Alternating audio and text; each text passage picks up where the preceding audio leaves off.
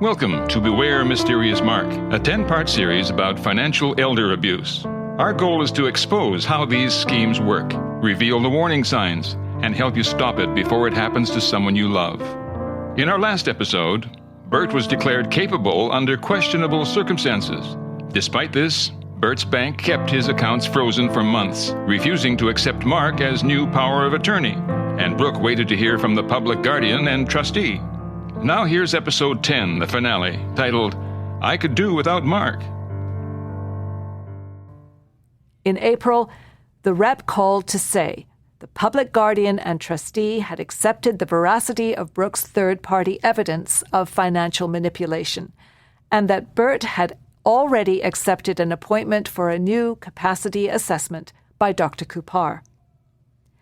Then in early May, we discovered that Bert had refused to see Dr. Kupar. Instead, he was to be assessed by another GP, and we were not entitled to know the GP's name. We were very worried. We knew the PGT allows the senior to pick their assessor, but puzzled over how Bert's team found one during COVID, within 2 weeks. In late May, our PGT rep informed us that Bert had been determined capable of managing his finances and his file would be closed. Stupefied, we requested a review, but received a boilerplate no response. During the review, we learned that the PGT had put a lot of weight on the fact that Bert had found his own lawyer. Did they honestly believe that the 97-year-old had searched out, visited, and worked with a lawyer all by himself? The thought was ludicrous and profoundly disappointing. Remember, it took a motivated Mark, many phone calls, and at least 4 in-person attempts with other legal professionals before he roped in Bert's current dubious lawyer. About a year later, Brooke discovered the assessing GP's name by accident. Within minutes, Google informed her that this GP had been suspended twice for improper conduct and was ranked in the bottom 5 percentile of all doctors in our province. We believe, had we known the name of this GP up front, we would have demanded and received a different assessor, and possibly a different result. Huge implications. Also, we discovered that Bert's bank had requested a review of the PGT's results. It was refused. And thus ends our mind-numbing experiences in Black Hole number 2, Close Encounters with the PGT. Brooke decided it was time to be direct and reached out to Donna to meet and see if they could improve and clarify communications. I was agin it, believing this would be akin to a dazed kitten expecting reassurance from a rabid fox. But Brooke bravely met with Donna, turned on her recording app, and invited Donna to do the same. Donna arrogantly refused. Surprise, surprise. My beloved was taken to the cleaners by the aggressive, truth-compromised femme fatale of Poplar Hill. Donna instantly attacked Brooke, while briskly whitewashing her own reputation. Brooke tried hard, but her attempts to provide truths were either slapped away like inconvenient flies or twisted negatively back upon her. By the end of June, everyone was suffering under an unprecedented heat dome. On my regular reconnaissance checks of Poplar Hill, I noticed Bert's previously clean and nearly empty double garage was now bursting at the rafters, shelf upon shelf lined with boxes, bins, bags, and other paraphernalia. We wondered. A few days later, Brooke received a call from her dad's neighbor, Anne, who had noticed Mark and Donna were now openly living in the recreational vehicle. Their story? They were temporarily camping out while their landlord renovated their bathroom. 3 weeks later, same story told to another neighbor. So why are these people camped on his doorstep? On July 31st, Anne phoned again.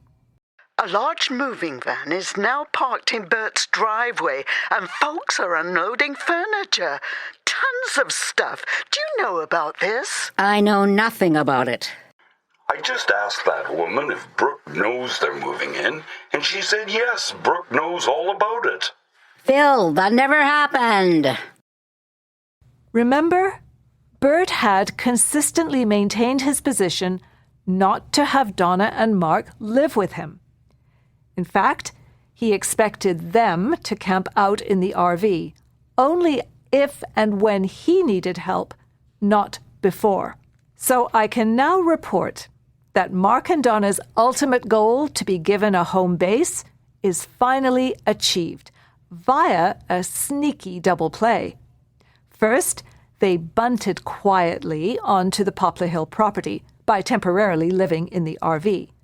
And second, they blatantly stole the remaining bases to land right on home plate, aka the front foyer of the house. Ta-da!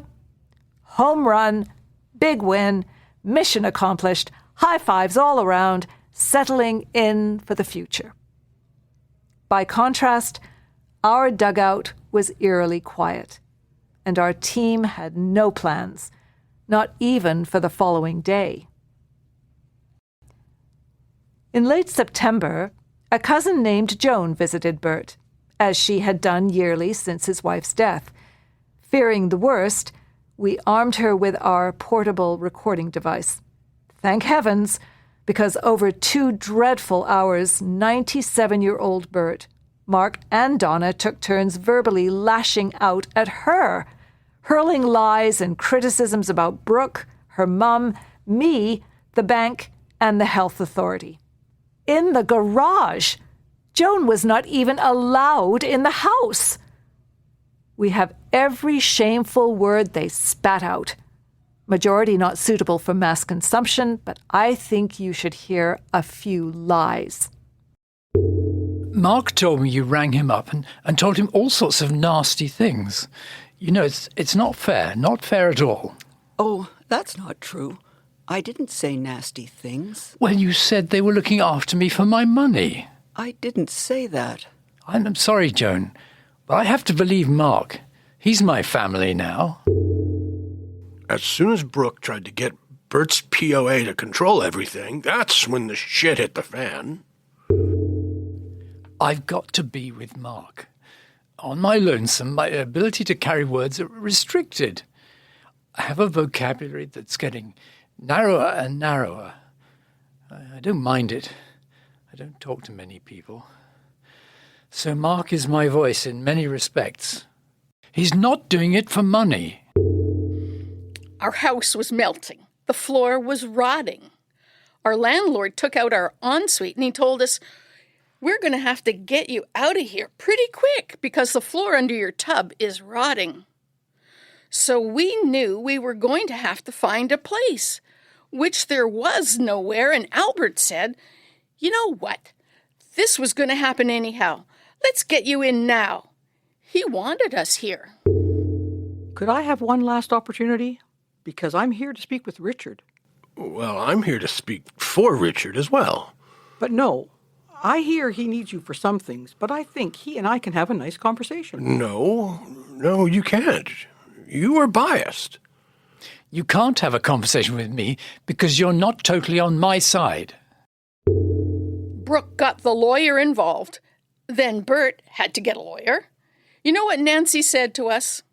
"We're going to make sure you can't get a lawyer because we're going to tell everybody the kind of people you are." Then Albert said, "You know what? If Nancy was gone, Brooke probably would be a better person." And I agree with him because Nancy is the instigator. A couple of follow-ups. Joan was so distraught, she stumbled over to the next-door neighbors Anne and Phil, and thank heavens received their moral support before returning to our house. And we later confirmed with Mark and Donna's landlord that all this "you have to get out pretty quick" threat was malarkey. Their apartment had a second serviceable bathroom. Repairs were underway, and legally the landlord couldn't evict tenants to undertake repairs. But given Bert's reluctance to have them move onto his property, we realized Donna and Mark seized this excuse to convince the old man they were homeless and that living with him in Poplar Hill was inevitable. Once Mark and Donna moved in, they seemed to almost forget Bert as they tucked into retirement life. As an example, before the move, the couple always came around to assist Bert in walking to his rural mailbox, an activity Donna never stopped crowing about to anyone in earshot.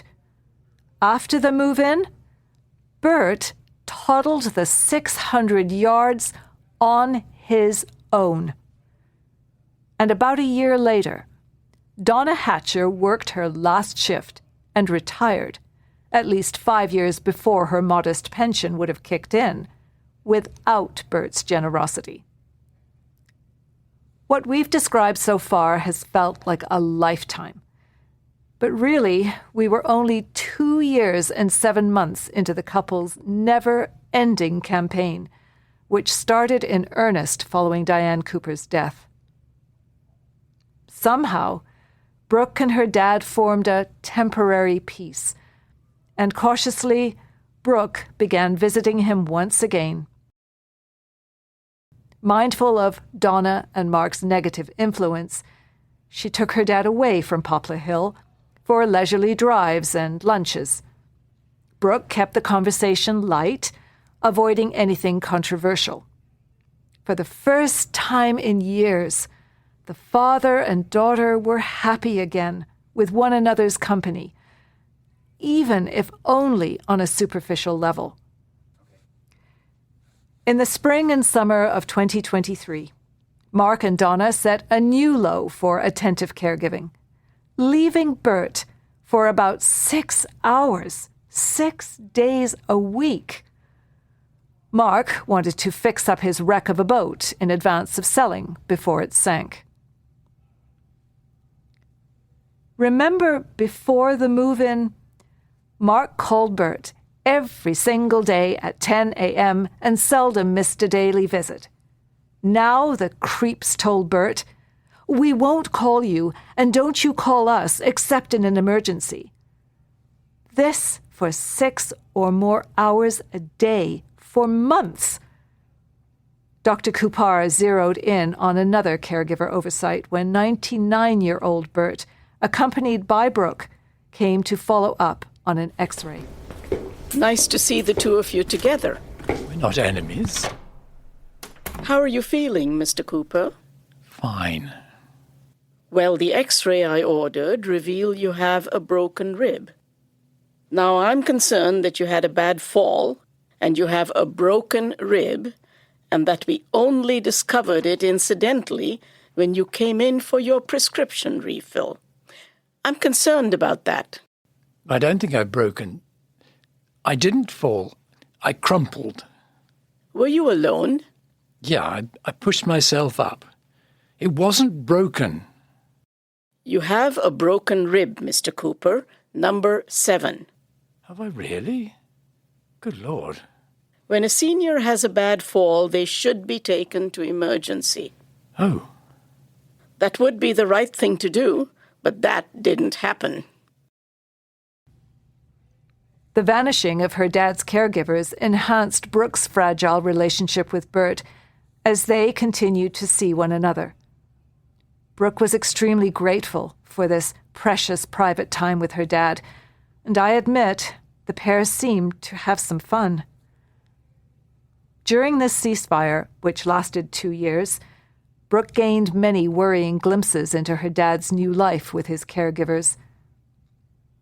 Bert was still reluctant to challenge Mark or Donna over even the smallest of things. As an example, Bert made a point of telling Brooke he wouldn't ask Donna to cut his toenails until they hurt. There was an obvious imbalance of power, with Mark at the top and Bert at the bottom. This concern was supported by psychiatrist Dr. Becker, who told Brooke that there was a ton of coercion in the relationship between her dad and the creeps. Bert's strong belief that Donna has had a tough life remained central in his mind. Bert told Brooke some erroneous details about one of Donna's former partners. Bert believed this man took all of Donna's savings, and at that time, Mark, surprise, surprise, financially bailed her out, which landed Donna in a position of obligation. Contrast this with Donna's own statement to Brooke a couple of years earlier, that in fact this partner number 2 was her knight in shining armor. Also, Bert continued to believe the tale about noble Donna walking away from a $2 million legal settlement. He often repeated his concern that she could never make that money up. So it became alarmingly clear to Brooke that her dad had believed for some years that he was now responsible for financially supporting poor, had a hard life Donna. As a curious aside, Bert easily overlooked the fact that Mark hadn't worked for over 23 years and was quite happy to let Donna subsidize him. Please, please tell me why Bert Cooper admires this useless man. Over the years, Bert's made a lot of strange and worrying comments to Brooke, but we've decided to reveal just a few provided during the 2-year ceasefire. Some of those illustrate that, despite living in his own home with his supposedly loving best friends, at times Bert appears fearful and uncomfortable. We're both so saddened by the truths hiding in some of Bert's statements, like, Mark's in control of everything. It's a bit heavy-handed. You know, he's got all he ever wants. I could do without Mark. Don't ever tell him, because he thinks that I love him dearly, but there is something about him that I don't like. His indifference to people. You know, I don't like that. Mark doesn't give a thought about me. I can't say I really like Mark, but he's awfully good to me in some respects. Donna's a real dear. She's nice to me, but she has a flaring temper. Just goes crazy for 3 or 4 minutes. I don't go into the room Mark's using as a studio because I'm afraid there may be a camera. During the last 24 months, Poplar Hill has undergone numerous renovations, all to benefit Mark and Donna. First up, new top-of-the-line kitchen and laundry appliances soon grace the now cluttered home. About a year later, a number of established trees took the ultimate hit to allow for a new metal roof and 40 solar panels. I ask you, given an estimated 20 or so year payback, how much is old Bert going to benefit from this over $100,000 expense? And by the way, when Brooke discovered all this, after the fact of course, she offered to pay her share as usual, but Bert declined. A nice gesture from him, I think.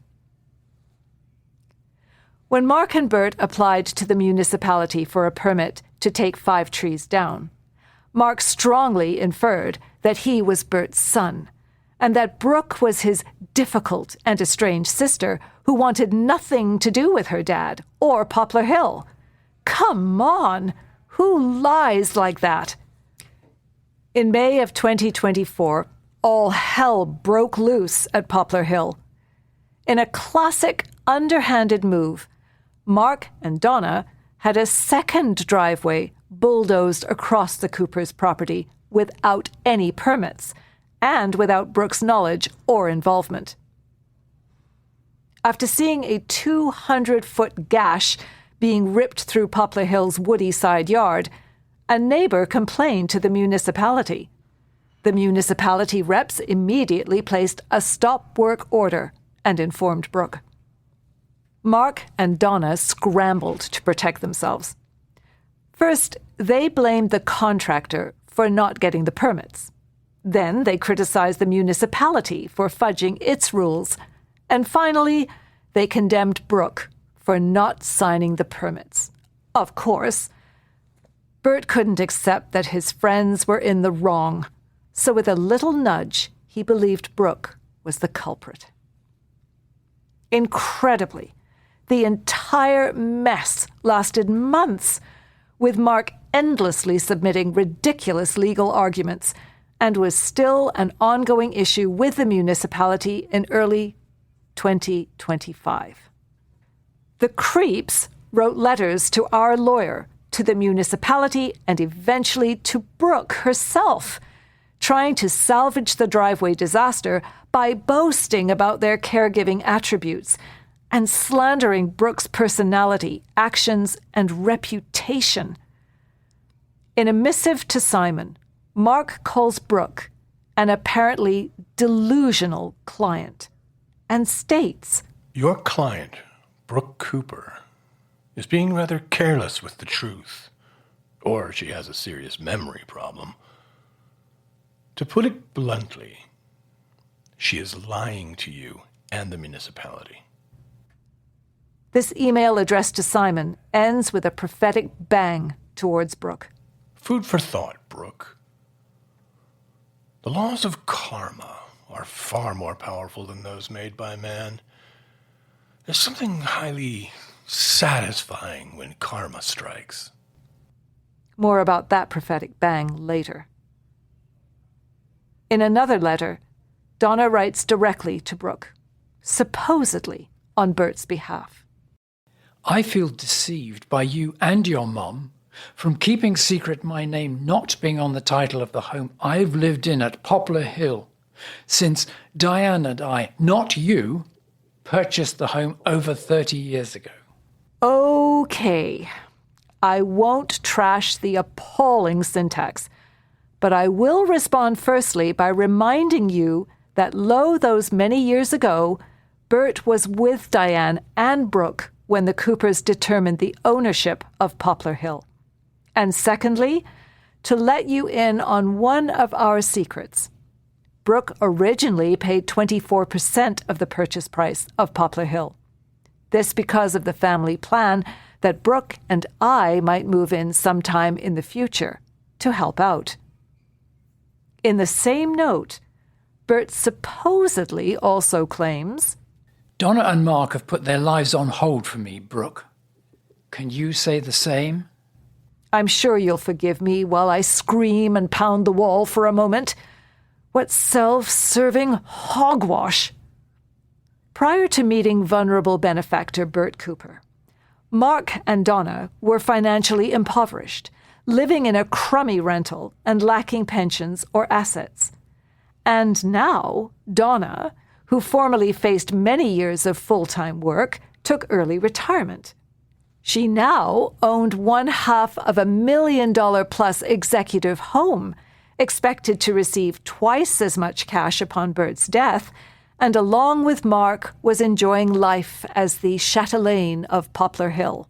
Good grief. If that's what Bert believes putting one's life on hold for him means, sign me the frig up. So, enough of their petty, nasty vitriol. Suffice it to say, there was much, much more. Okay, as of 2025, Donna and Mark were still living with the now 101-year-old Bert in Poplar Hill. I'm nearing the end of recounting our saga, though of course the saga itself has yet to end. But let's go out the way we came in, with Mark on stage taking control of Bert Cooper's life and assets. Brooke received a phone call from Franklin, a municipal staffer. Well, they had your dad pretty riled up, ready to go, bring him in basically to fight out the claim they're going to keep going with the driveway. Mark and Donna kept asking, well, can we still use it as a driveway? I said, no, you're going to damage the tree roots again. You'll be up for fines again. They said, now what are we going to do? I just said, not all owners agree on the driveway, and we need full agreement, so the driveway's off the books. That just there set Mark right off, and he rushes over to your dad, who's just sat down and starts mumbling to him. I don't think your dad said anything, except Mark comes running back to the counter and says, Bert's just said that he'd give Donna his share of Poplar Hill. Can we have the driveway now? Oh, my God. I said no, wouldn't make a difference. That really upset Mark to hear that you, Brooke, still have signing authority, and we won't let things happen without your approval. Thank you. That's good. Mark does like to be in control. He doesn't like you to say no to him. But your dad was so flustered, Brooke. It was sickening. I had no time, no way of talking to him. He's pretty much convinced by this Mark and Donna. I really wish we had our front counter on camera because that piece of footage probably would have been very good in your case. Do I even have to comment? Jeez. Remember my remark about a prophetic bang? Well, it appears we have our own bit of positive karma happening. Because one morning, in March of 2025, Brooke received a phone call which brightened our world. Mark Marshall was dead. Taken out by a massive heart attack. I admit to wild and crazy dancing. This is truly one of those gifts that keeps on giving. It continually gives us hope, pleasure, and a little peace. As of this moment, Bert Cooper's alive, 102, and living in Poplar Hill with Donna. And far as we know, there have been no more visits from local health authority professionals or the police. Following Mark's death, Brooke girded her loins and visited her dad to offer condolences. Bert appeared unfazed by Mark's death and only demanded that Brooke sign the permits for the unauthorized driveway. Brooke refused and immediately left, her father's bellowing filling her ears. As I've mentioned, the stress and pain of the last 7 years has changed Brooke and me. We've been hurt, and regrettably, we've hurt one another. Thankfully, our wounds are healing, but the scars remain. I often think how hard it's been for Bert. Instead of living in peace and enjoyment, his twilight years have been chaotic, troubled, and emotional. At this juncture, Brooke and I are, as the saying goes, bowed but not broken. Today's episode featured the voices of Susan Anderson as Nancy, Susan Wilkie as Brooke, Vi Glossop as Anne, Matt Watson as Phil, Andy Dawson-Reed as Bert, Jason Stevens as Mark, Brooke Cooper and Nancy Miles as Joan, Jane Wynn as Donna, Suneti Arens as Dr. Kapar, and Dennis Lindquist as Franklin. This is a production of Radio Sidney, with support from the Government of Canada's New Horizons program for seniors. The series was produced by Bill Collins, written by Nancy Miles and Brooke Cooper. Dramatization was directed by Matt Watson, with sound engineering by Bill Collins. I'm Barry Bowman.